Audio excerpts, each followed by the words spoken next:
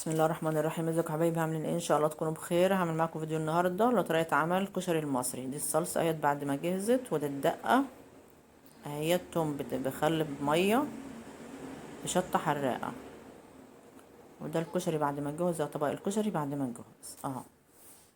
وجربوه بالطريقه دي هتعجبكم ان شاء الله، وطعمه في منتهى الجمال وطعمه لذيذ خالص. معايا بقى كميه عندها ربع كيلو عدس بجبه اهوت. حط عليه 3 4 فصوص توم، بصلايه كبيره مبشوره، طماطميه كبيره مبشوره زي ما انتم شايفين كده، وتحطيه على النار. معايا بقى حمص، ممكن الحمص انا غسلته طبعا، والعدس مغسول طبعا كذا مره ومتنضفين، والحمص برضو مغسول، تحط عليه ماء وتحطيه على النار.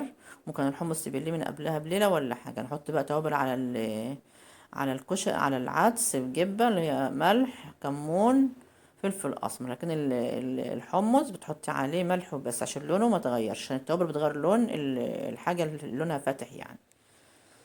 وانا الحاجات دي غسلها قبل ما نحطها طبعا، تغسلها كويس.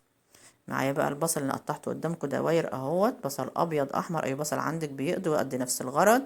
تحمريه كده في الزيت، ما حطش عليه دقيق ولا اي حاجه خالص، هو بصل كده لوحديه وبس. بتحمريه عشان يبقى مقرمش وحلو معاكي برضو، يبقى مقرمش برضو اهو. بتطلعيه بقى على فوط مطبخ، اللي هي مناديل المطبخ يعني، مخصصة للمطبخ عشان يشرب الزيت الزيادة اللي فيه اهو. تحمري بقى الكمية كلها بتاعت البصل وتطلعيها على الفوط كده اهو. جربوا الطريقة دي هتعجبكم ان شاء الله. وبعد ما تحمر اهوت، معايا بقى كمية رز اللي هتعمليها برضو، تحط على برضو كمية العدس اللي انت عايزاها. ممكن خلطة الرز بالعدس دهيت تعملي معاها، لو عندك شعرية تحمري شعرية وتيجي حاطة على الخلطة دي بعد ما تغسليهم طبعا، الرز والعدس تغسليهم. لكن الشعرية بتحمريها الاول، بعدين تحط عليها خلطة الرز بالعدس دهوت. وانا دحت شويه زيت اهمت، وحطيت عليها الرز والعدس، وقلبتهم فيها كده شويه. وممكن تعملي العدس دهوت والرز بسمنه بلدي يعني، او سمنه ما شرطش زيت اهو. تقلبهم شويه كده، تيجي حاطه بقى الميه عليهم اهيت. الميه دوبك تغطي بس العدس والرز عشان يبقى مفرفر معاكي، مش طري او معجن، يا دوبك مغطي زي ما انتوا شايفين كده. بيبقى كمان في حاجات باينه منه اهو. تحطي الملح بقى، والنار تبقى عاليه. اول الميه ما تنشرب توطي النار وتحطي شياطه وتقلبي كده. شايفين مفرفر ازاي؟ مش معجن ولا حاجه اهو، عشان انت مقلله الميه. وتسيبيها يشرب ريقه بقى وياخد راحته على النار الهاديه خالص والشياطه اهو. معايا بقى مكان ما حمرت البصل اهوت، معايا معلقه توم كبيره ومعلقتين زيت اهوت. بتحمريهم كده هي، متحمروش جامد عشان ما يديكيش طعم مر في الصلصه دي. الصلصه هنعمل الصلصه، تحط عليهم بقى التوابل، كزبره ناشفه، كمون، فلفل اسمر اهو. وتحطي بقى شويه خل، ده الخل. لو عايزه تحطي هنا برضو شطه حراقه حطي، مش عايزه براحتك. انا اكتفيت بالشطه اللي في الدقه بس. تحطي بقى صلصه اهيت، انا مخزناها في الفريزر، تخليها تغلي شويه كده، تحط شويه كده وتيجي حاطه عليها الميه بقى اهو. ويسيبوهم يغلوا بقى مع بعضهم، ياخدوا يدوا مع بعضهم اهو. وانا ما حطيتش ملح عشان الصلصه دي انا حاطه عليها جزء من الملح يعني اهو. والملح ده برضه والحدق ده على حسب انت، من على حسب الرغبه يعني، عايزه تحطي زياده تزودي شويه تزودي. معايا بقى معلقه توم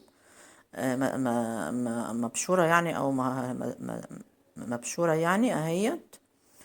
ومعلقة صغيرة شطة حراقة. والبولة دي الدقة دي بتحط نص مية والنص خل، او الربع مية والتلات ارباع يا شيخة، الربع خل والتلات ارباع مية. هنسلق المكرونة اهيت. انا ما عملتش مكرونة سباكيت عشان ما كانش عندي، عملت مكرونة عادية عادي وتمشي عادي وتنفع عادي اهو.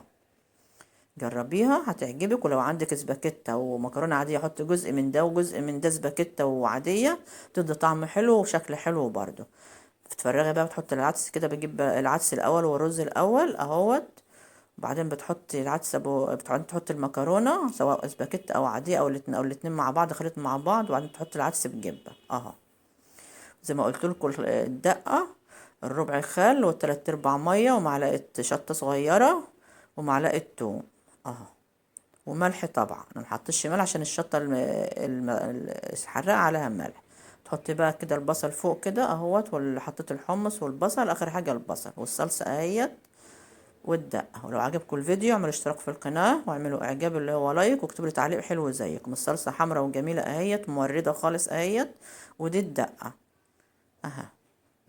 وتاخدي بقى من الطبق الكبير ده في اطباق صغيرة للي ياكل، وتحطوا بقى الدقة والصلصة يعني، وتاكلوا. وبالهنا والشفا. والسلام عليكم ورحمة الله وبركاته.